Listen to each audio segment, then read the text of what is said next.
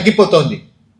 ఆ తగ్గిపోవడంలో మత్తుమందు ఏదైతే ఆపరేషన్ చేయడానికి అత్యంత కీలకమైందో ఆ మత్తుమందు క్రమంగా అందుబాటులో లేకుండా పోయింది.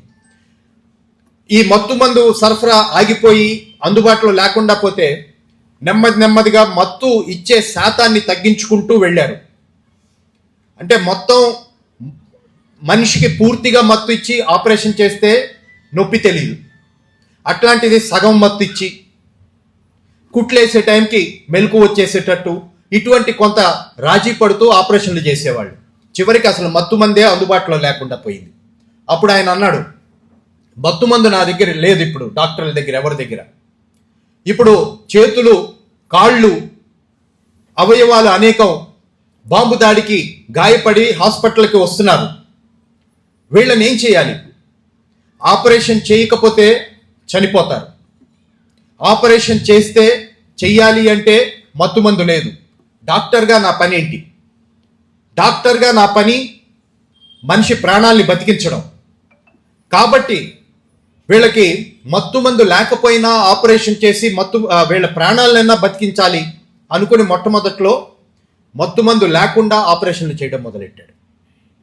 కాళ్ళు, చేతులు బాంబులతో చిత్రమైపోతే మత్తుమందు లేకుండా కాళ్ళని యాంప్యుటేషన్ కోసేసి ఇది చేయడం మొదలెట్టాడు. మత్తుమందు లేకుండా ఆపరేషన్ చేస్తే ఏ రకంగా పేషెంట్ ఉంటుందో మనందరికీ తెలుసు. ఇంజక్షన్లు చేస్తేనే తట్టుకోలేని ప్రాణాలు మనలో కొన్ని.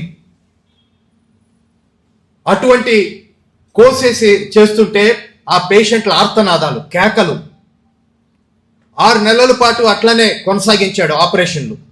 ఆ తర్వాత ఇంకా తట్టుకోలేకపోయాడు. అతను నేను నిద్రపోయినా లేచినా ఈ పేషెంట్ల అరుపులే నా మెదడులో తిరుగుతున్నాయి, నాకు పిచ్చెక్కిపోయేటట్టుంది. నేను మనుషులకి మంచి చేస్తున్నానా లేకపోతే వాళ్ళని అనవసరంగా బాధలకి గురి చేస్తున్నానా తేల్చుకోలేని పరిస్థితికి వచ్చాను. ఇక నా వల్ల కాదు ఇక్కడ ఉండి పనిచేయడం అని ఆయన పాలెస్తీనా నుంచి బయటకు వచ్చి ఏమన్నాడంటే, ఈ బాధలు నేను ప్రపంచ ప్రజలందరికీ పంచుతాను అని చెప్పి ప్రపంచంలో అన్ని దేశాలకి తిరిగి అక్కడ ఏ రకంగా పేషెంట్లు బాధలు పడుతున్నారు, డాక్టర్లు ఎటువంటి పరిస్థితుల్లో పనిచేయాల్సి వస్తుంది అని చెప్తూ పాలెస్తీనా ప్రజలకు సహాయాన్ని కూడగడుతున్నాడు. దాదాపు 300-400 మంది డాక్టర్లు, నర్సులు, హాస్పిటల్ సిబ్బంది చనిపోయారు ఈ దాడుల్లో. ఇవన్నీ తెలియక చేస్తున్నవి కావు.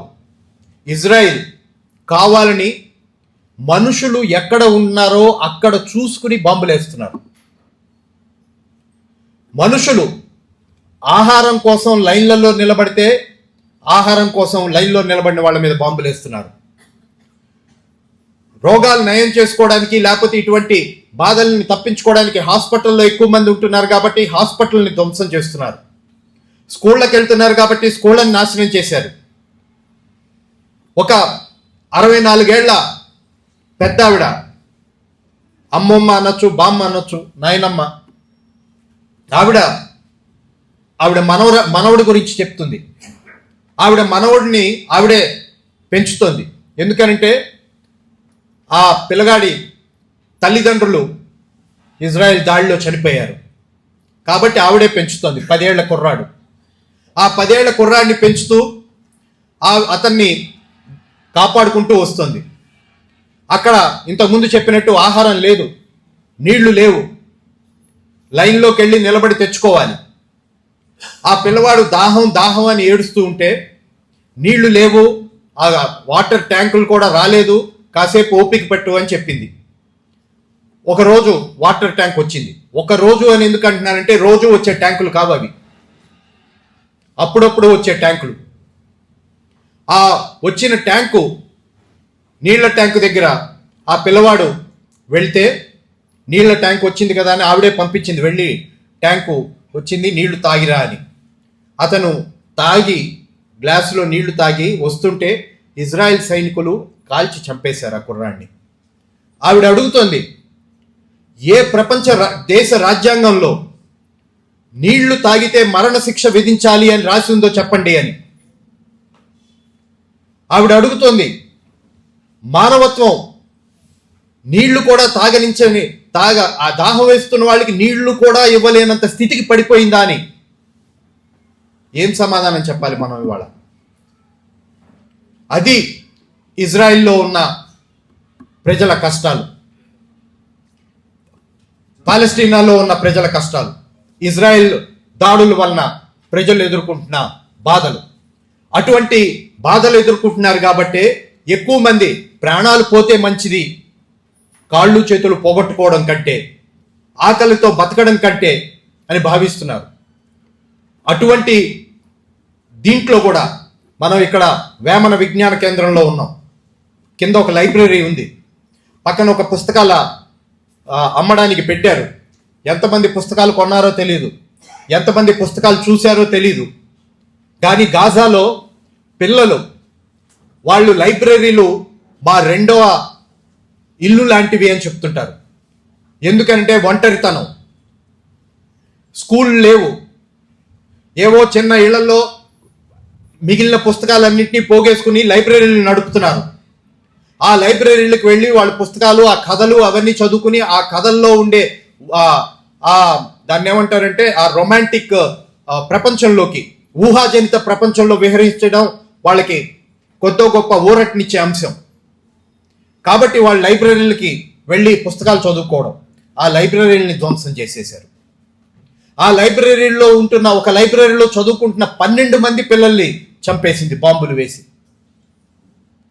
ఆ లైబ్రరీలో బతికున్న ఒక పిల్లవాడు ఏం చెప్తాడంటే, రాశాడు వాడు మీ అనుభవాలు ఏమిటి అని రాయమంటే, ఆ పిల్లవాడు రాసింది ఏంటంటే, రోజు ఆకాశంలోకి ఒక వింత శబ్దం వస్తుంది, పక్షులేమో నేను ఆకాశంలో చూస్తాను, కానీ ఆ పక్షులు మామూలు పక్షులు కావు.